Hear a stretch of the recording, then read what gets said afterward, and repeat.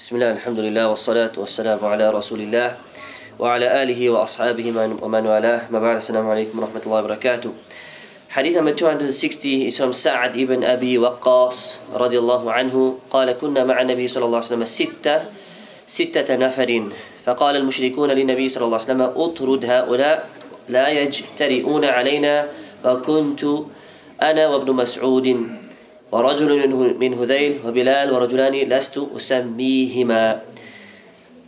Sa'ad ibn Abi Waqqas radiallahu anhu, one of the great companions of Rasulullah sallallahu alayhi wasallam, and he says there were 6 of us sitting with the Prophet sallallahu alayhi wasallam, and we know that Sa'ad was one of the first people to accept Islam. In fact, in Mecca, he was of the first people to accept Islam. Right? So we had Sa'ad, and of course Abu Bakr as-Siddiq radiallahu anhu. After Khadija and Warqa bin Nawfal, Abu Bakr as-Siddiq accepted Islam, and from amongst the 6 there was Ibn Mas'ud, as well as Bilal ibn Abi Rabah, who we know was a slave at the time. Ibn Mas'ud was a poor man at the time who used to look after, cattle and so forth, a shepherd. These were the men that were sitting with the Prophet ﷺ, listening to him, benefiting from him, learning from him.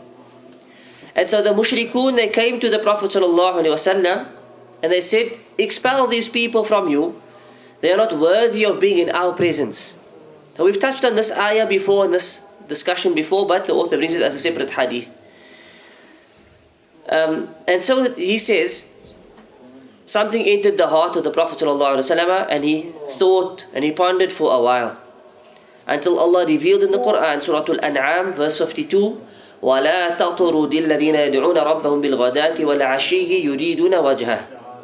Do not expel those who call upon their Lord in the morning and evening, seeking His face. And those who worship Allah sincerely, for no other gains but for the sake of Allah, seeking His reward, do not expel them from your gathering. They are the ones that are worthy of your company. They are the ones that you should be giving more attention to and time to, and so forth. As for these people, then they are not deserving of your company. In fact, in one narration they said, assign for us a day and for them a day.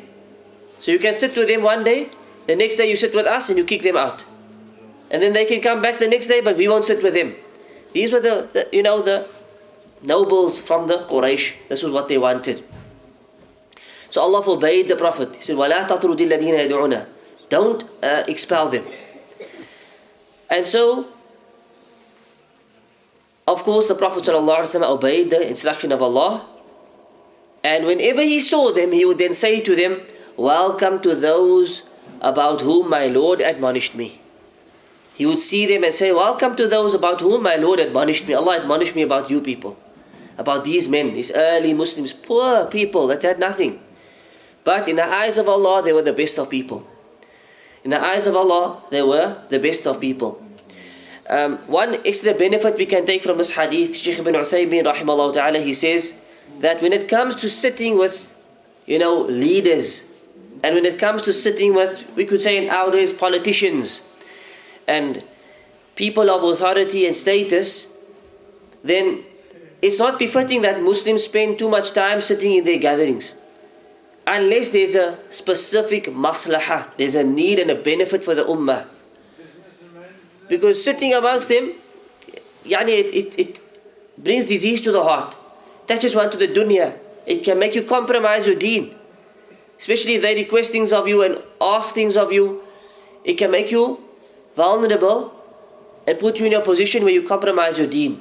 So the Shaykh said you should only sit with people like this if there's a maslahah.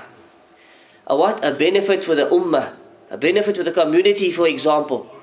For example, you need them to instill some type of law, you need them to command some type of good or forbid some type of evil that's happening in the community or in the Muslim lands, then this is what we should do.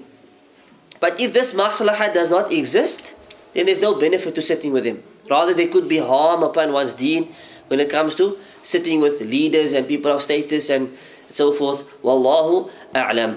So we'll end off here on this hadith. the main benefit from it is how Allah spoke highly of these poor people that had nothing. This early Sahaba, of the Sabiqun al-Awwalun, they were the first of people to accept Islam, although some of them were slaves, like Bilal. Some of them were just shepherds who owned nothing. And others were poor people, yet Allah praised them in the Quran with the highest of praises. Whereas for the mushrikun, Allah was saying they are not worthy of your, for you to spend time with, as opposed to spending time with the believers. And Allah Azza wa Jal ultimately knows best. Tomorrow inshallah we'll continue. Sallallahu ala nabiyyina Muhammad wa ala alihi wa sahbihi ajma'in. Subhanakallahumma wa bihamdik. Ashhadu an la ilaha illa anta astaghfiruka wa atubu ilayk. Assalamu alaikum wa rahmatullahi wa barakatuh.